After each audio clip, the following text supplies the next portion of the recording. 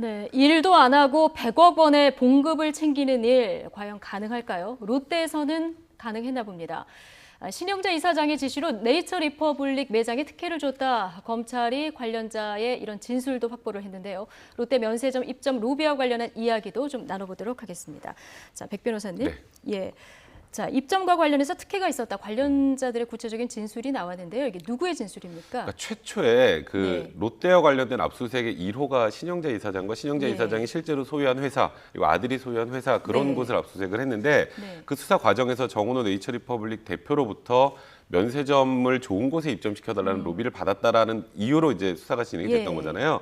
그 수사 진행 과정에서 이제 신영재 이사장이 그러니까 이름은 빠져 있지만 실제로 소유하고 있다고 알려져 있던 그 유통업체 대표가 그때 증거인멸 혐의로 구속이 예. 됐습니다. 그 사람하고 그다음에 롯데 면세점 부사장을 지냈던 이원준 롯데쇼핑 사장 조사 과정에서 신영재 이사장이 그 돈을 어느 정도 받고 특혜를 그 줬다. 특혜를 줘라라고 지시했다라는 그런 진술을 확보했다고 지금 알려져 있습니다. 예, 근데 이제 롯데면세점 입점 대가로 정은호 전 대표로부터 받은 돈이 15억 원. 네.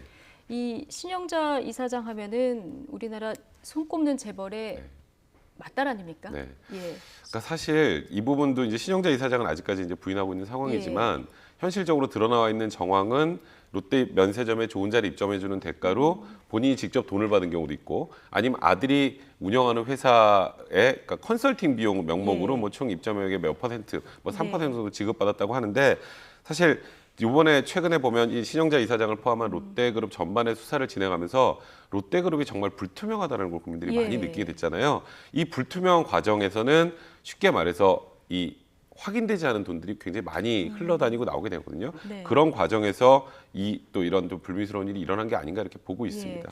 그 B&F 통상 신영자 이사장 아들이 대표로 있는 회사 아니겠습니까? 네, 그렇죠. 그러니까 이 회사가 정 대표가 신 이사장에게 뒷돈을 건네는 그런 창구로 쓰였다, 이용됐다 이런 얘기인 그러니까 거죠. 쉽게 말해서 실제 현금을 신영자 이사장에게 바로 주면 예. 그건 외부적으로 드러날 가능성이 많으니까 이 아들이 운영하고 있는 회사에 그러니까 그러니까 그 입점하는 컨설팅 비용 명목으로 한 3% 정도를 지급을 했다라고 하는데, 그러니까 지금 여러 가지 얘기가 나옵니다. 그러니까 신영재 이사장이 가지고 있는 회사도 있고 이 아들이 가지고 있는 회사도 있는데 이 아들이 가지고 있는 회사는 실질적으로 특별하게 하는 게 없는 회사로 지금 알려져 있단 말이에요. 예. 그러다 보니까 이 아들이 운영하는 회사 자체가 이렇게 로비의 창구로 활용된 게 아닌가라는 의혹을 받고 있습니다. 근데 이제 아들에게 또 급여 명목으로 수년 동안 100억 원이 지급된 사실이 드러났는데 일을 안 하고도 이렇게 100억 원을 받기도 하네요.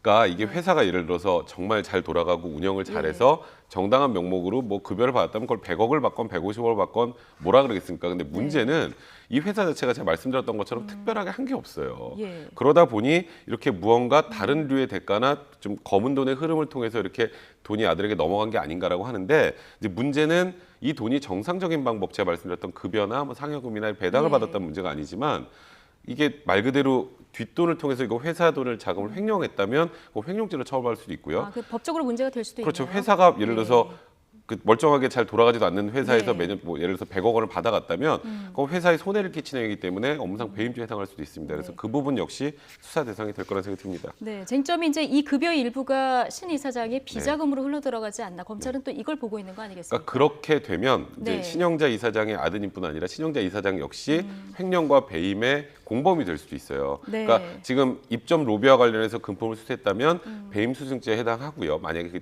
적용이 된다면 네. 그 다음에 회사에 손해를 끼치거나 회사 돈을 유용을 했다면 횡령이나 배임의 죄책까지 질 수 있어서 지금 그렇게 간단하게 단순하게 넘어갈 수 있는 사안은 아닌 것 같습니다. 네, 신영자 이사장은 이번 주에 소환이 된다고요. 네.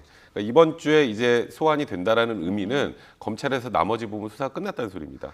보통 이렇게 뭐 재벌 기업의 회장이나 아니면 재벌 유력한 분이나 유명인을 소환을 할 때는 나머지 모든 수사를 거치고 이 모든 부분을 확인하는 절차를 거치는 거기 때문에 이번에 소환이 되면 이제 이번 사건과 관련된 모든 진실들이 좀 드러나지 않을까 이런 생각이 듭니다. 네, 신 이사장을 상대로 롯데그룹 비리와 관련한 조사도 진행될 가능성이 있어 보이는데 검찰 칼끝이 어디를 향하는지 좀 지켜봐야 될 것 같습니다.